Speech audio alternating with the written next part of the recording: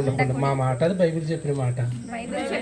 Bible ఎవరు చెప్పారు? పౌలు గారు చెప్పాడు. అదే మాట మేము చెప్తాం అంతే. అదే మాట మేము చెప్తాం అంతేగాని సొంత మాట ఏది కూడా మరి మేము చెప్పం. కాబట్టి ప్రియులారా, ఏదేమైనప్పుడు కూడా దేవుని యొక్క కార్యములలో మనం చాలా, మీరు ఏం మాట్లాడుకున్నా తిడతాను నేను ఇప్పుడు. కూర్చోండి ఒక చోటలోనూ కూడా మరి మనం తల ఉంచేటటువంటి వారముగా ఉండకూడదు. దేవుని యొక్క ఆజ్ఞను, దేవుని యొక్క కట్టడలు చొప్పున మనం చక్కగా మనం నడిచేటటువంటి వారముగా ఉండాలి. క్రమమైనటువంటి జీవన విధానానికి మనం నేర్చుకోవాలి, మన బిడ్డలకు నేర్పేటటువంటి వారుగా ఉండాలి. ఎప్పుడు కూడా ప్రియులారా, సమయాన్ని గురించి చెప్పేటటువంటి నాకు బలమైన గాయమైన తర్వాత కూడా ఏ మీటింగ్ అయినా లేట్గా రావడం చూసారా నన్ను? ఏ మీటింగ్ అయినా తల మీద 16 కుట్లు వేసుకున్నప్పుడు కూడా, బండి నడపలేనప్పుడు కూడా ఎవరొకరు ఫోన్ చేసి నన్ను టయానికే తీసుకెళ్ళి అక్కడ నిలబెట్టండి అని.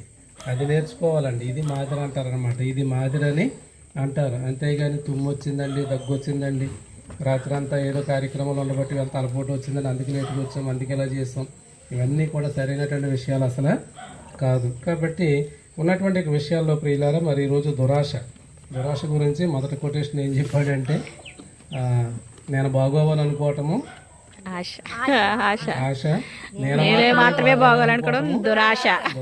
ఇంకెవడో బాగుపడకూడదు, మన ముందు ఎవడో కూడా పచ్చగా ఉండకూడదు అనేటటువంటిది అది మంచి పద్ధతి కాదు. కాబట్టి దురాశ ఏం చేస్తాను? గర్భము ధరించి పాపమును కను. వాక్యం చెప్తుంది, దురాశ గర్భం ధరించి ఏం జరుగుతుంది అంట? పాపం జరుగుతుంది. పాపం పరిపక్వమైనప్పుడు ఏమొస్తుంది? మరణం అనేది వస్తుంది. కాబట్టి ప్రియులారా, ఆ యొక్క దురాశల నుంచి మనం ఏం చేయాలి? దూరంగా ఉండవలసినటువంటి వారమై ఉన్నాము. కాబట్టి తిమోతికి రాసినటువంటి మొదటి పత్రిక 6వ అధ్యాయం 9వ వచనాన్ని చూసినప్పుడు, మొదటి తిమోతి 6వ అధ్యాయం 9వ వచనం, ధనవంతులగుటకు అపేక్షించువారు శోధనలోను ఉరిలోను అవివేకయుక్తములను హానికరములైన అనేక దురాశలలోను వాళ్ళు పడిపోతారట అండి.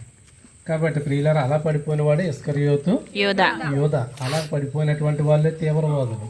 అలా పడిపోయినటువంటి వాళ్ళే ప్రియులారా యొక్క డబ్బులు తీసుకుని హత్యలు చేసేటటువంటి వారు.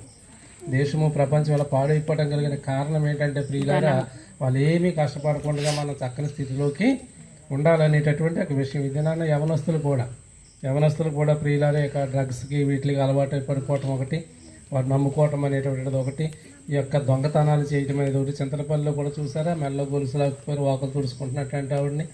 కాబట్టి ఎక్కడి నుంచి వస్తారు దొంగలు? ఎక్కడి నుంచో రారు, ఇక్కడిక్కడే తయారైపోతుంది. ఎందుకంటే విలాసవంతమైనటువంటి జీవితాలకు అపవాది కలగజేసే దురాశ. ఈ దురాశలో పడిపోయినటువంటి వాళ్ళు ఏమవుతున్నారంటే పిల్లలు దొంగలుగా మారిపోతున్నారు.